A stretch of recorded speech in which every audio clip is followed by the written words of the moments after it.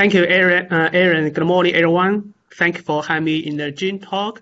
My name is Kevin. I'm a radiochemist, and I'm from the remote PET MRI Center. My research focuses on development of PET radio tracer for preclinical research and clinical investigation. Today, I'm just going to talk about the clinical production of an F18 labeled amino acid tracer called the tryptophan. Before we move to the PET project, I'd like to give you a brief introduction of PET. PET uses radioactive isotope labeled compound to aid diagnosis, monitor disease progression, and respond to treatment. The radio-labeled compound emits a positive charge electron called positrons. The positron travel a short distance and annihilate with electron to produce two photons. The high energy of photons were detected by the multiple detectors around the patient, and the imaging was constructed by the computer software to provide the origin of the photons by back projection method. So right now in our PET MRI center, there are different radio tracers at different development stages are produced. The FDG is commercially available and is routine used in our center for oncology and epilepsy. Right now, in three tracers were developed by ourselves. The first one is called the tryptophan tracer, used for imaging of neuro-oncology. Right now, we are going to institute EIND application for the first human studies.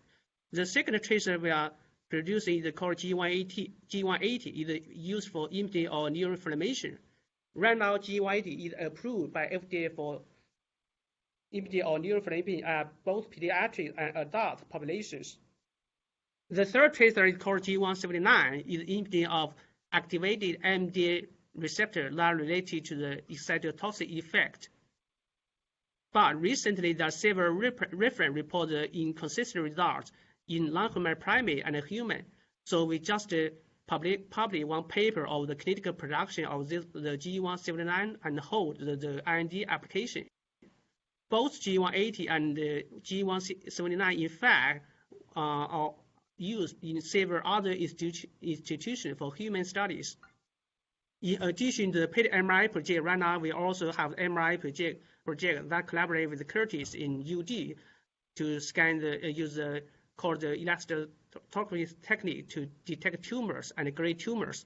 And the RB already approved. We are going to start patient scan. And Dr. Rahul Nikhan is the PI of this project.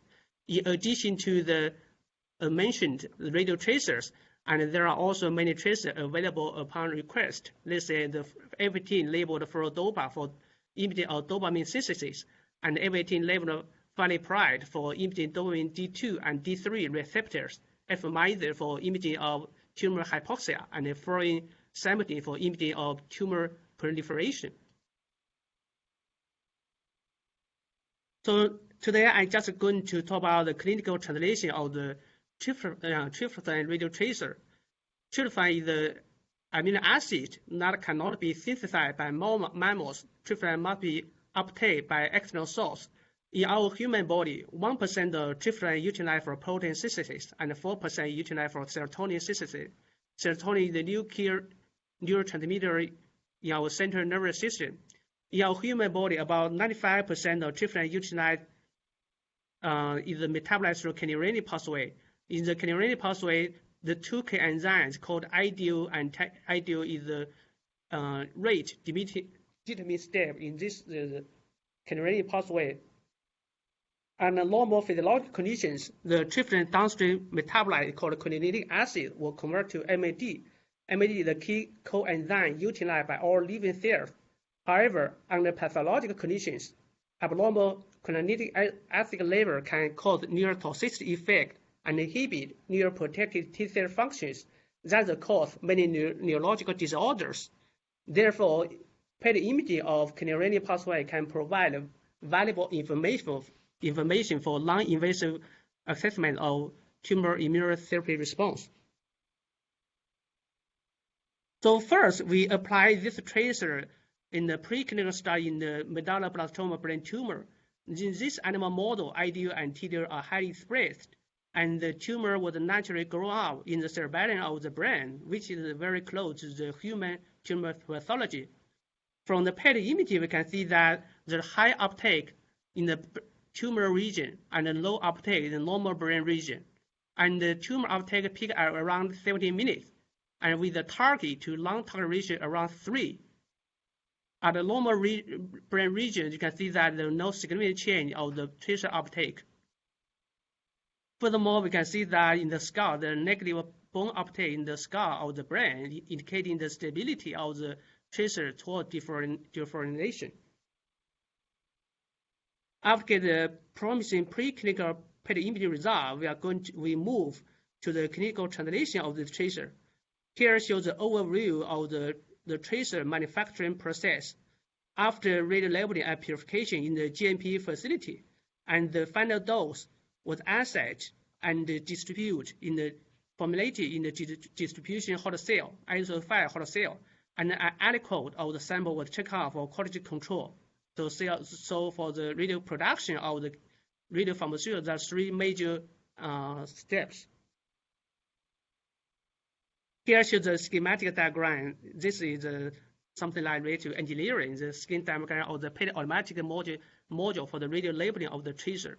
The module was consisted of the 4 major components: is input MVP for the reagent transfer, output MVP just the outlet of the reactor, and the APRC purification system, and the formulation MVP for the final dose formulation. Here, I just show you the typical analytical APRC results of the radiopharmaceutical, indicating the chemical purity, radiochemical purity, and the optical purity are about 95%. And the mass, dose mass, you can see that, and in the panel D, there's dose mass for all dose of the tracer is less than 5 microgram. Next, the table shows the product release criteria of the radiopharmaceutical for human use.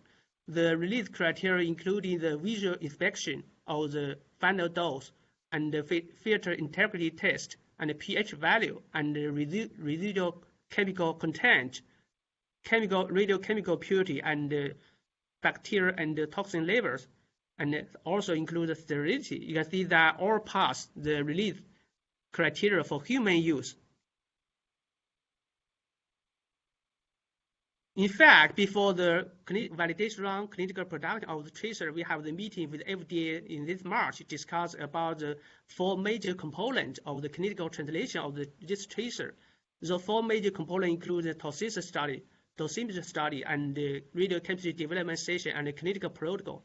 And after we discussed with FDA mentioned that after we identify or remove one impurity in the radiopharmaceutical, and the toxicity study can be waived. In fact, we also get a quote for the toxicity study. The quote price for the CRO is about $200,000. It's very expensive. And regarding the dosimetry study, we provide the data to FDA for one published, and the FDA says the dosimetry study is acceptable for the END application. And right now we already submit. We already finished the validation run of the radiochemistry section. We already submit the document to FDA to request waive of the toxicity study. Regarding the clinical protocol, FDA recommends we can target neuro-oncology patients directly for this tracer. This is very encouraging because for first-in-human studies, most of the studies just limit to healthy controls.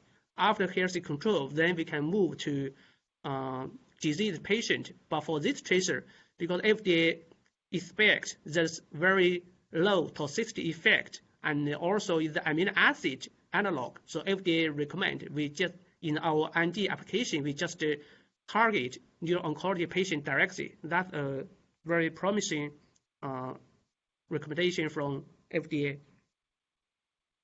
Regarding this tracer in clinic, you can use the amino acid tracer label tracer in neuro-oncology. This tracer can be used to differentiate tumor types based on kinetics, and can also grade tumor, differentiate glioma from radiation-induced tissue injury.